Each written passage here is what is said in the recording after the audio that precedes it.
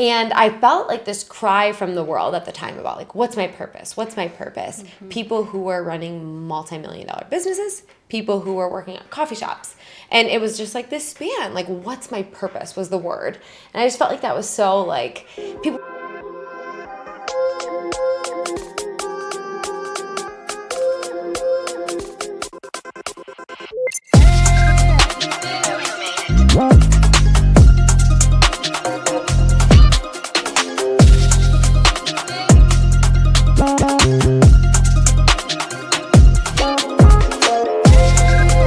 Hello, Empower Nation. Welcome to Empower Her Money podcast. I'm your host, Angela Duncan. We talk all things money and business.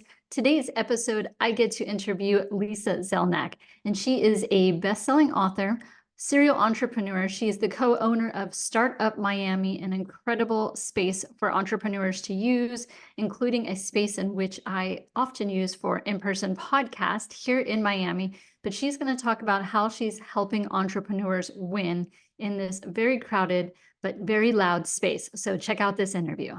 Welcome to the show, Lisa. Thanks for having me. So excited. Yes, I'm very excited about this because this is going to give me an opportunity to really dive deep into who you are and what you are passionate about. So let's first start with your story. Okay, well, in the spirit of finances and money and her money, my story started in the nonprofit world. Like, money was the furthest thing from me, even though I will say, and maybe we'll come back to it, at age 14, I did make my first investment. But needless to say, for me, nonprofit. So in college, I kind of decided, all right, I'm going to start a nonprofit. I'm going to do the courageous thing. And I actually internally remember the moment that I was like, okay, I'll probably never make money. Right. And I remember we were out to eat with my family at this beautiful steak dinner. I'm like, whoa, this is going to be the last time I'm going to go out to eat. And so now I understand that to be scarcity mindset. But at the time it was passion over money, over money. What do I care about? So I started a nonprofit and we impacted a lot of people. My money story and all of that changed when I accidentally fell into sales, which maybe we'll talk about. Yes. But yeah, so I remember below minimum wage, essentially, I was making in the nonprofit and I was happy. I was doing my life. So I didn't think money was good. I thought if you sacrifice, you impact people, that's the way to live. Now, what was the first investment you said at 14? Okay, so I was actually reflecting a teacher of mine who ended up passing away months after this pivotal moment. She had said something to me. It was an economics teacher, and I could pretty much guarantee no one in the class or anyone else listened to this advice. But we were reading about Roth IRAs and this concept of compound investing. Yes. And it was like, hey, if you invest, $4,000, because I think at the time I only had babysitting money up to, I don't even know if I had $4,000 at the time, but you can only invest the money that you make. When you retire, you'll be a millionaire. And I remember okay, this is it. This is an equation. It doesn't lie. Why would not everyone just quickly invest $4,000 at age 16 so that by the time you retire? So I went home that day. I was like, Mom, Dad, I got to invest in a Roth IRA.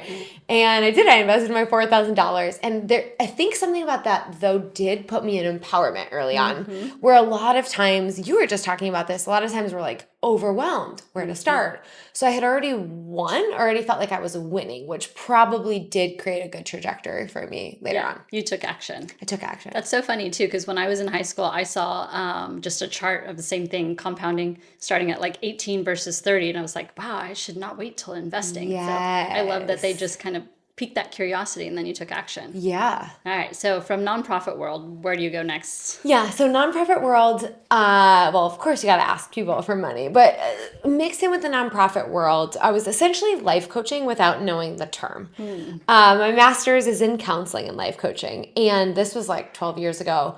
I'm telling you, when I saw that word, I'm like, that's it. That describes what I do in the nonprofit. But it wasn't yet the word that everyone's a lot of people are a life coach. Yes. But I remember feeling that was it. That was the skill I wanted to learn. So because I got really good at that, really good at listening, there's one other micro story in there where when I started my coaching business at the time, I remember I was so awkward and so afraid to ask for money. How old were you in this coaching business? God, I mean, I was 20 something, young 20, maybe So yeah. 24 or something like that. Actually, Probably- maybe, yeah, 23. Probably some mindset stuff in there too, because you're so young at the time. Absolutely. And Yeah. again, money's bad, nonprofit, whatever. So I remember a girl was like asking me questions. She was basically asking me to work with her. And she was like, so what is it? How do we do it? What does it cost? I was like, oh, well, like, I don't know, maybe you could just pay me like a little bit. Like it was like this face, like this voice. I literally said, you could just pay me $1, like whatever is good for you. And I will never forget that moment because I see that now in clients, by the way. Yes. They're like, oh, do you want to buy my thing? Or they forget to even offer their thing. I'm guilty of that, of course, but because of whatever, connection. But at the end of the day, because I got really good, there was this high-end fitness club I was passionate about at the same time. And I didn't care about making money or making sales. I really just wanted people to be well and be fit. And I would listen to their goals and like take a stand for them. Like, okay, well, do you want to chase your grandkids around or not? Like, let's take some action here. So I accidentally fell into sales out of nonprofit because I didn't know what I was doing. I thought I was just impacting. Wasn't thinking about money or charging or whatever it was. Okay. So then where does the first part of that journey start for that sales journey? Well, because I accidentally fell into sales and was really good. I think within 3 months I was like the director and I was teaching these seminars for this. It was like a global company on how to do sales. There was an online opportunity, an impact-based opportunity. And again, I didn't really have the sales experience, but it was like wanted 5 years of sales experience, blah, blah, blah. But I really, again, was passionate about, they help people write a book, like write their story. Gotcha. I'm like, this is something I really care about. But they never had a salesperson before, so I would be starting the team. Long story short, I just said, whatever, I'll figure it out. And I think I went head to head. We had to do like a sales competition to see who would get hired. There was like this top John Maxwell closer who had sold high ticket before. And I'm like, I don't know, I sold fitness memberships. Anyway, I ended up winning the competition. Same thing.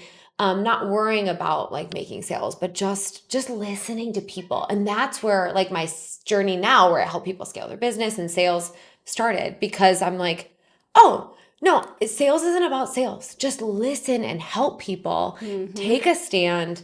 And yeah, so unintentionally, that's where like even my money mindset started to shift. Yeah, and I think that's a very feminine approach, with that, the way that you looked at it. But it goes back again to there's an opportunity in front of you and you take action. So I'm sure you had some fears before kind of executing and saying yes to it. 100%. How do you get through that?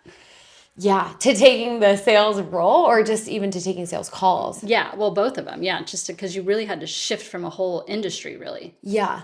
So the one thing for me, like in both things that I come back to, I look at like what am I making it about? Because it's easy for me to be in like scarcity, but what I would really say behind scarcity is fear. And so I now simplify it to, am I in fear or am I in a value? And the fastest way, I have like this phrase I took from this transformational thing I did before. It's like, when in doubt, focus out. The fastest way I can shift from my fear is like to shift back to the thing I'm saying, like to help someone. And one of the things, if I'm like, oh, like I don't want to get in the sales call, I don't want to be this, I just think, how are they feeling? Like what fear are they in? And that's usually how I can say, okay, I want to help them. Right. So yeah, I think fear wants to get the best of us. Yes. And the only way, like fear will always be present, but shifting to something that I find more valuable than the fear has been my approach. Yeah. The book from Mel Robbins, like her 5-second approach, I think about that all the time. So when I feel like I'm in fear in a moment trying to make a decision, I have to like tell myself, move. And then that snaps me out of that fear and reminds me I need to take action. So it's like having different steps that are involved that you're going through to get yourself to actually take that action instead of living in that fear. That's so good. Yeah, and move. Like action creates more action. Yeah. That's why the whole thing is like absolutely crazy. It just takes one action and then that creates what I call like winning. Then it's like, okay, yeah, then I can do the next one. Then I can do the next one. Yeah. But until that part. Yeah. So talk about why you are doing what you do today. Yeah. And even, it's funny because even before you're like, okay, so what do you do? Which I often get asked. why I'm doing what I do today. Well, there's this thing that I'm really passionate about. So one of my books is called Find Your Thing. So back when I did coaching, I was helping people find their thing. And I felt like this cry from the world at the time about like, what's my purpose? What's my purpose? People who were running multi-million-dollar businesses, people who were working at coffee shops. And it was just like this span, like, what's my purpose was the word. And I just felt like that was so like, people were looking for a tangible thing, like one thing, like either what's my job, what's my business, what's the one thing. That's interesting that you say you see it. So like if someone's listening to this and they're saying, oh, well, I'm just starting off in my world, like this is an insecurity I might have, but you see it also with very high level and more successful business owners too. Yeah. Yeah. And that's why like I'm really encouraging. So the original breakthrough was like, how about instead of a thing, like the breakthrough for me and what I've been able to shift people to is like a mission. Because otherwise, like we get it wrapped up in a thing. And again, I'm telling you, people who I know have amazingly successful businesses, but they're like on the inside, just like not fulfilled, like we talked about before. So what I found is like, there's a mission. And a lot of our mission, call it whatever you want, purpose, it just comes back to our story. Like you're here on a mission to help people with finances. It's about finances, but really it's greater for you. Like when you talk generational wealth and your story. So it's not like anything that I feel like needs to be found. It's within, it's our story. So what I would say I do now is I just believe in getting that out of people. So then after Find Your Thing, I wrote Start Your Thing. It's like, okay, now start it. Start something. Yes. Not like one thing, but something on your mission. And then more and more and more. Because it can change. Absolutely. And like evolve. I would say, so right now we're sitting in, it's like a content studio, which 10 years ago I had in mind like a studio space that I wanted to create. And it's evolved. It's been like a 10-year overnight process, but it's been doing things that are it's all connected when you're on a mission. I just find it's like the most inspiring way, or what I would now call the most profitable. Profitable meaning like valuable return. There's like a return when you're doing what you love.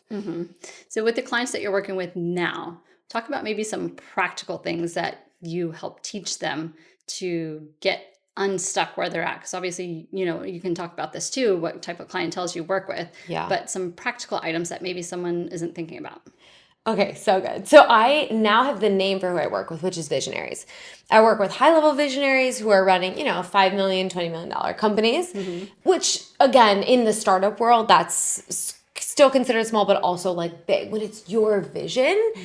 So here's the really cool thing. Usually when I'm working with visionaries or like if anyone's struggling, I named this thing this morning, actually, to a friend of mine who's like, oh, I'm just not where I want to be. It's like, yeah, hi, welcome to visionary syndrome, because you have a vision and you're in a constant gap. Like, so first to just encourage anyone who's listening that feels frustrated if you're not where you're at, like celebrate it. That's the purpose of having a vision. If you were already there, it wouldn't be a vision. That's true. So there's so knowing that, like, okay, that's normal. There's a constant gap. I'm also, as you know, like training as an athlete, and there's a constant gap. I'm not where I want to be, but that's the point. It's not that you're behind. That's just visionary syndrome. Welcome. So a lot of what I like realign visionaries to, and if you have a vision, you're a visionary, is to get back to their belief. Because actually, I think we all have a different way that like we can lead business and scale business. There's the 3 easy tips, there's the 10 fast ways. All of that works, but the biggest thing that matters is the visionary. Like the visionary aligned for the vision. And like, are they embodied? Are they empowered? And sometimes the thing they believe, the thing they're giving to the world, they forget themselves. So half the time it's just getting them back to their belief. Yeah. How do they inspire their team behind their vision? Because I think visionaries, and I wouldn't consider myself a visionary, more of an executor. Yeah. But they have this belief and this whole vision in their brain. But how do they tell it to their team so that the team gets behind it too? Yeah. So enrollment is what I would say, like sales, enrollment, whatever you want to call it. But there's a spectrum, right? A lot of visionaries at first are just frustrated. Like, well, why don't they get it? Why aren't they taking action? It's almost like I'll see visionaries come out as like their 5-year-old self. And that's totally me sometimes too. Yeah. Like, I'm like, if someone's on me on the outside, I look, cause it's just frustrating. Like you can't describe the frustration. But it really is about enrolling people. Like one of the things that I've heard, or I believe about like Elon, for example, you can agree with him or not as a visionary, but your vision being so big that the vision of others can be part of it. Yes. So rather than having to like push your vision on someone. It's like, here's my vision. How can my vision inspire the vision that already exists within others? So like when working the visionary a lot, especially with like leadership teams or sales teams, it's like, well, what do they care about? Because hey guys, let's go for 10 million this year isn't always inspiring. Right. But to be the leader or the salesperson that can be themselves and like operate at that level, there's something greater there. So finding that, evoking that is what I would say. And then that's where like we're all moving towards our vision at the same time, which is powerful. Why do you do what you do? It's a good question. Yeah. Someone asked me that this morning about like a race I'm doing. I'm like, why am I competing? Yeah. For me, the word is brilliance.